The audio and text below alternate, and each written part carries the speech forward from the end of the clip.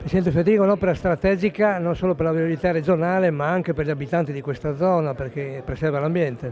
Preserva l'ambiente, garantisce sicurezza. Quando si interviene bene sul territorio vuol dire tutelare l'ambiente. Io sono profondamente contrario a quella concezione di qualche ambientalista talebano dove non bisogna toccare nulla per non danneggiare l'ambiente. In realtà così l'ambiente si danneggia molto, perché bisogna curarlo, bisogna fare le opere che servono e per esempio anche opere infrastrutturali come questa aiutano a tutelare l'ambiente e l'inquinamento in questo caso atmosferico.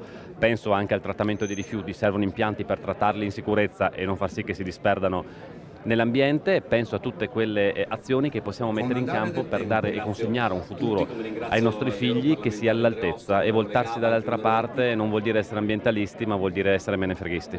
Viabilità è importante anche per l'economia del territorio. Velocizzare i punti di collegamento all'interno della nostra regione dopo la grande viabilità che stiamo facendo con la terza corsia sulla 4, ma anche tutto quello che sta fuori dalla 4 è fondamentale. Un'impresa quando decide di investire decide di farlo perché ha dei vantaggi dal punto di vista economici e la velocità nel poter utilizzare le infrastrutture e quindi infrastrutture efficienti è una di quelle economicità che per l'impresa può essere un valore aggiunto e quindi può far scegliere il Friuli Venezia Giulia per apportare nuovi investimenti.